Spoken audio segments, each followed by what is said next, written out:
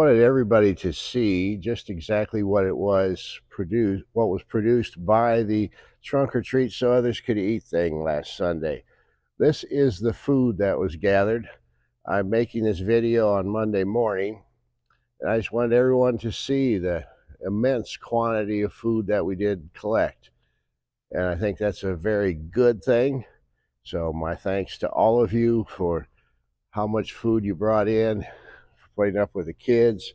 We gave away hot dogs, and we had 500 hot dogs, and every one of them was consumed. We ran out of hot dogs, and we almost ran out of candy for the kids. But this is the amount of food that was collected. It's a very good thing. So thanks to all of you for doing that. Well, good morning and welcome to Lake in Bethel. I'm making this video up ahead. This video is actually being made on Monday morning.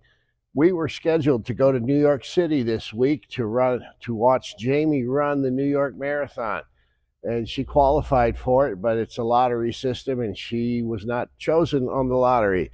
So we didn't go to New York. But my goal is to eventually make one of these recordings in Central Park in New York City. I'd like to do it right across from the Metropolitan Museum of Art, and I just think that'd be kind of fun, so I'm going to do that. Today we're going to talk about naps and donuts, which is always a fun thing to talk about. You know, sometimes you just need to take a break. 2 weeks ago on a Sunday night, I was at that point. You know, that was a Saturday night before. I didn't sleep well. There was a number of things going on. And I came in here and did my 2 services as usual on Sunday morning. And I usually get here about 7:45, and then I leave at 1. And I'm kind of tired because I stand the whole time. I'm always running around talking to everybody and all that. And then that afternoon, I had a funeral service for someone who used to come here and had moved to Florida, but they wanted a funeral service in Holton, where they were originally from. So I conducted the funeral service at the Holton Methodist Church and stayed for lunch.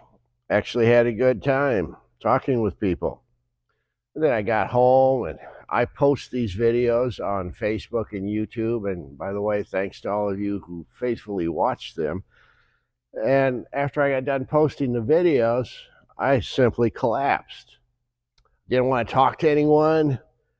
I didn't want to move off the couch. And so I laid there feeling guilty about not getting anything done. But sometimes you just need a nap and a donut.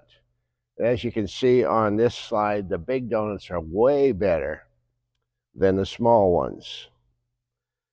I really wanted a donut, but I was too lazy to get up and go get one. And by then it was about 7:30, 8 o'clock at night, and I figured Wesco would probably be out of the good donuts anyway. You know, donuts and sausage would have been perfect. Now, what I like to do for a pick-me-up sandwich is take 2 Krispy Kreme donuts, because they're kind of light, you know, they're mostly air. And then I take one of these pre-cooked sausage patties that you could get at Meijer or Walmart, and they take just 1 minute in the microwave. They're ready. I put that on top of one of the Krispy Kremes and put another Krispy Kreme on top of that, smish it down a little bit, and it is a wonderful snack. It's a perfect snack. I went online and I see that there's actually restaurants who offer that, and I kind of figured that would be the case because, you know, I've been to the Iowa State Fair and I've seen how people sell donut sandwiches. And you can see the one on the slide here shows just exactly how those things look. Sometimes you just need to have a horrible treat that way. It's not very healthy, but it's good. What was going on that Sunday night is, well, I had the blues. I had simply run out of gas and just didn't have anything more to offer. And I've always maintained that the blues are the common cold of the soul. They work just like a cold. They come and they go, but we're never fully immune to them. And when they come, it is good to remember that they're temporary, like the common cold. It's also good to remember that God will send relief. When you're spiritually run down and you don't think you can go on, hold on, because it always will get better. It always does get better. God always sends relief. Now, today I want us to observe how this happened to an Old Testament prophet named Elijah. Now, Elijah was a great reformer. He tried to bring a wayward people back to God. The zeal and the fervor that we talked about last Sunday of the dedication of Solomon's temple had gone. These people were called to be unique. They were called to be compassionate and just and fair and take care of folks and do that kind of thing. But that was gone. Now, Elijah was God's spokesman for that era, and he was doing all he could to fix the situation. That there was 3 years of drought in a row, and they were in their third year of drought. And the people of Israel had absorbed the pagan religions from the surrounding tribes and were starting to offer sacrifices to these pagan gods because they believed the gods were angry. That's why there was a drought. Now, the queen of Israel at the time was a woman named Jezebel, and she was nasty. And she wanted to promote these pagan cults because then she could control the people a little better. If she had them in their religion, she thought she could handle them. And so what she wanted to do was kill Elijah and his students. She wanted to kill all the prophets of the Lord, and she tried several times, but she was not successful. And she was married to a fellow named Ahab, who was considered one of the most wicked kings in the history of Israel. Elijah decides to have a face-to-face confrontation with Ahab, and that was where it went. Now, Elijah requested a summit between himself and these prophets of Baal. According to the English translations of the Bible, there was 500 prophets of Baal and 450 prophets of the Baal's consort, the fertility goddess by the name of Asherah. Now, 950 false prophets seems like quite a bit, and it may be that something got lost in the translation here. If it was 50 prophets of Baal and 45 prophets of Asherah, that would seem more manageable. But what they did is they went up on a mountain, and they each built an altar. The pagans built one, and Elijah built one. And then what they did is they were going to sacrifice 2 bulls, a bull on each altar.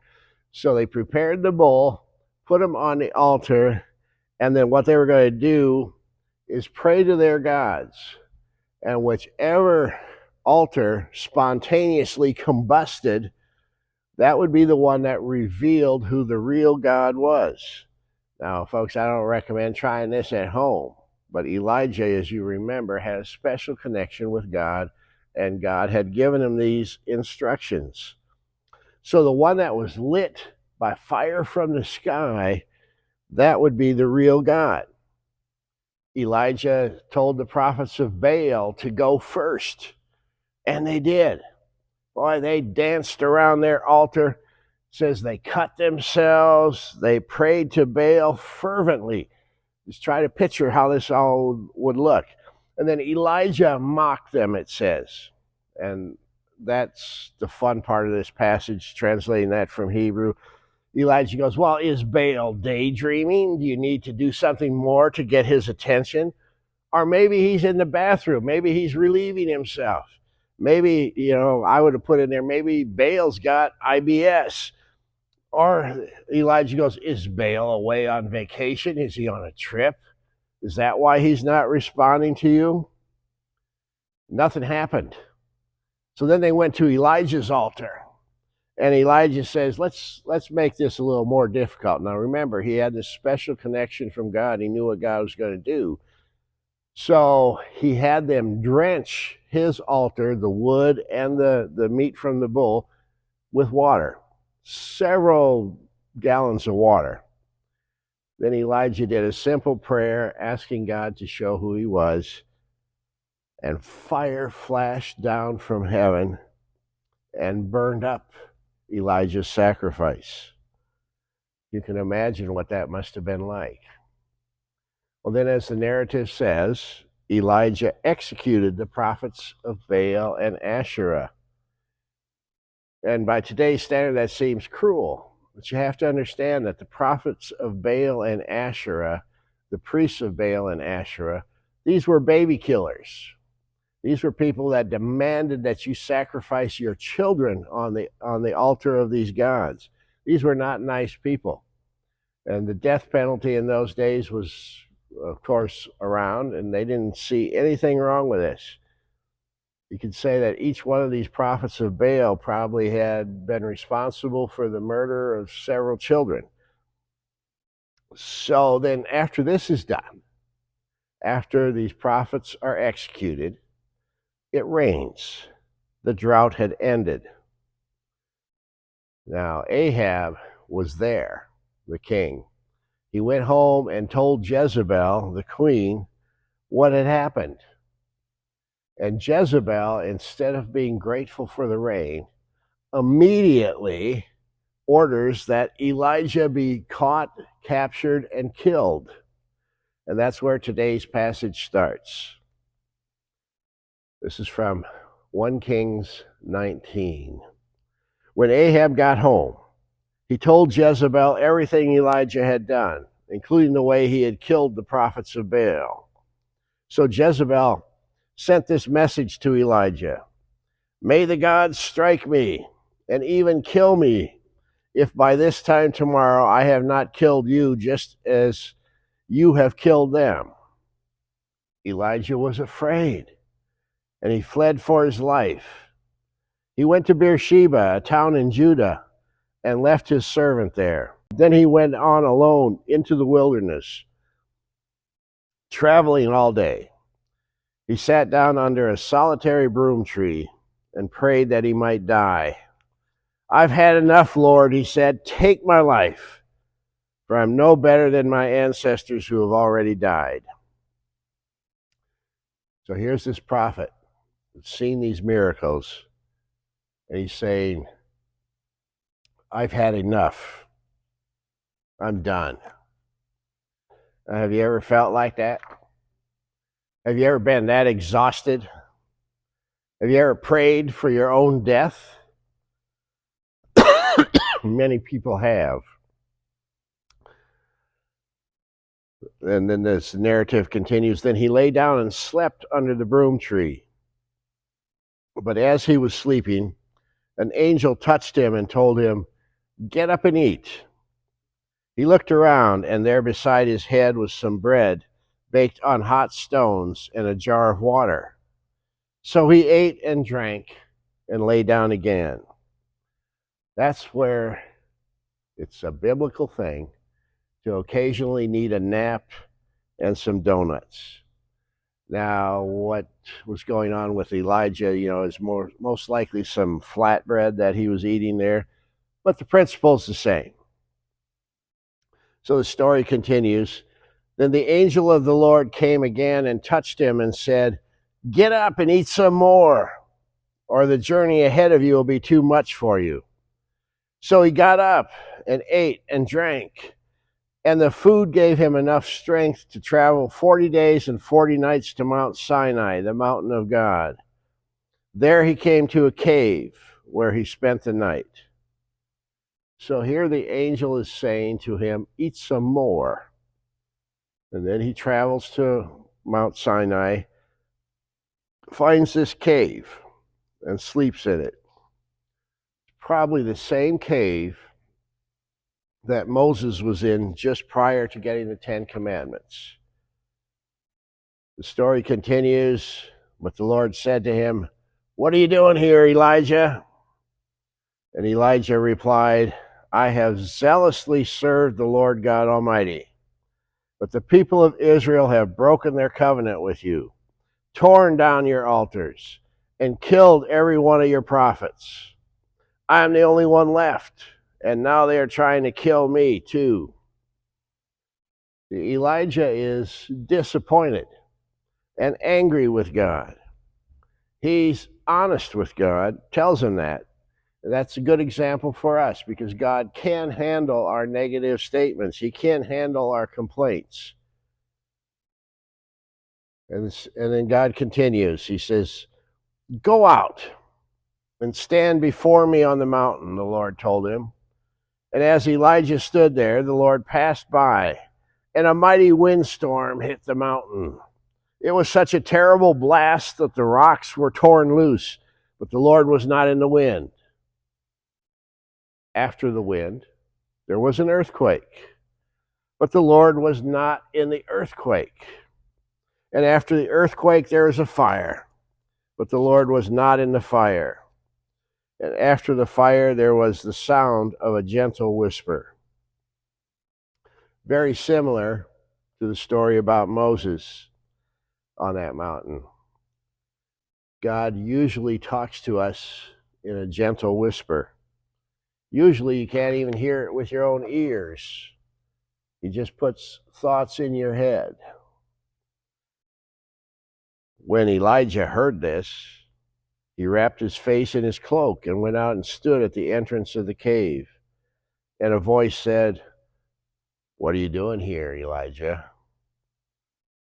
He replied again, "I have zealously served the Lord God Almighty, but the people of Israel have broken their covenant with you, torn down your altars, and killed every one of your prophets. I am the only one left, and now they're trying to kill me too." Well, that was partly accurate. They were trying to kill him, but they hadn't killed all of the Lord's prophets. He had some distorted, exaggerated thinking that rightfully comes from exhaustion. The people weren't trying to kill him either. The king was, and he was not the only one left.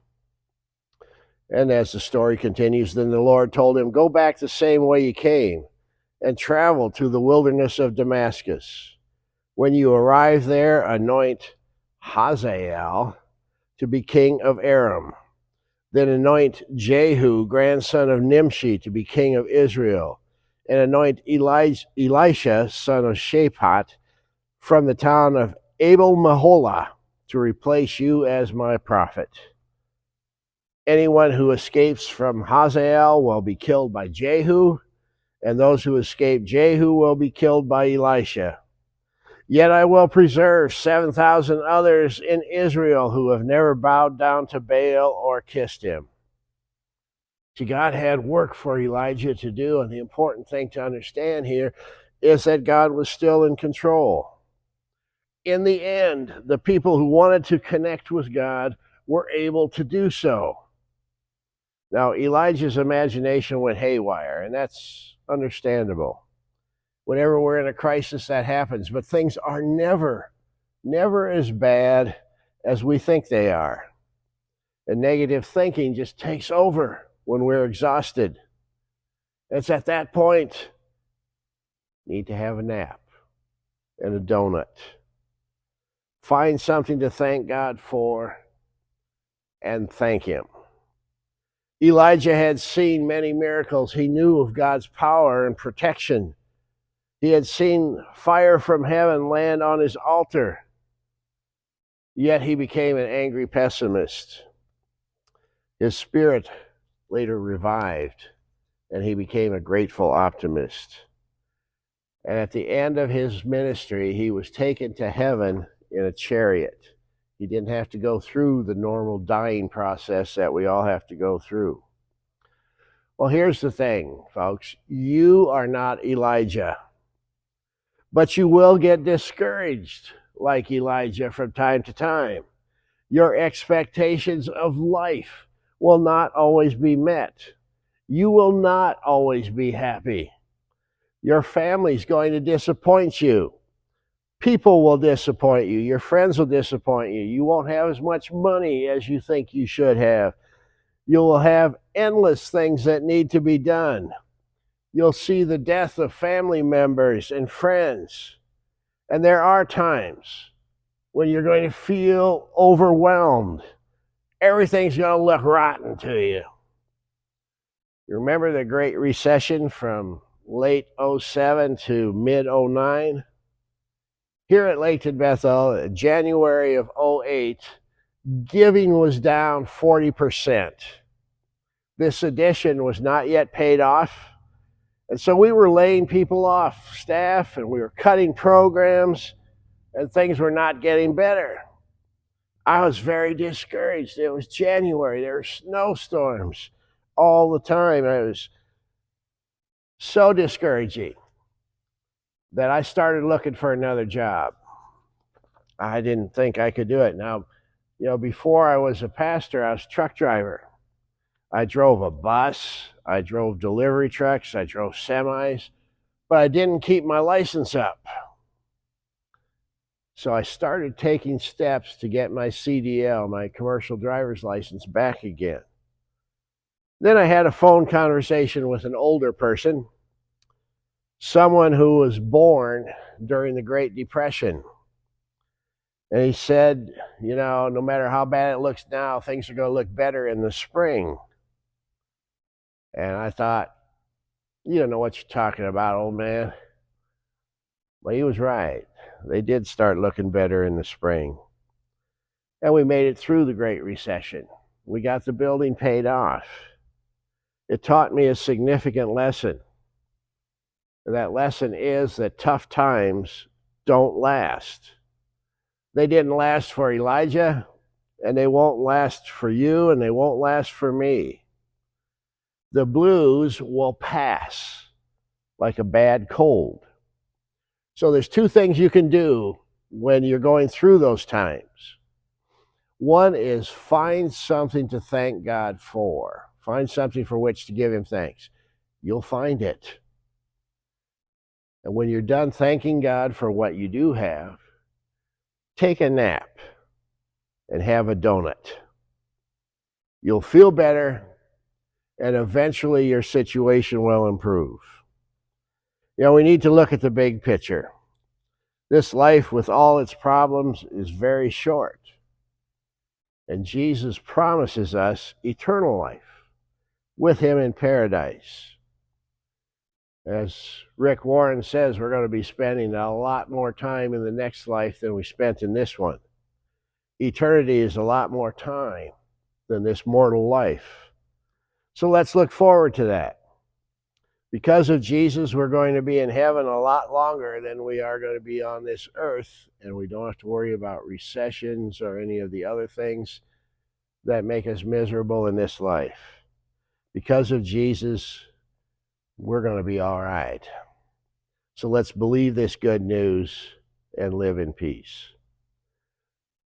And that concludes what I have to say today. Thank you for watching, for being a part of this, and thank you so much for contributing all this food. It's been a good week, and we'll see you next Sunday, where I'll be back here live. As always, thanks again for joining us. We have 2 services on Sunday morning, and if you're in town, we'd invite you to come, once at 9 o'clock and once at 11 o'clock. And if you wish to support Laketon Bethel, you can go to laketonbethel.org and follow the steps there on our website. Or you can just look at this QR code, scan it in with your phone, and you can give through Secure Give, and all your gifts will go directly into our account. Thank you so much, and we'll see you next week.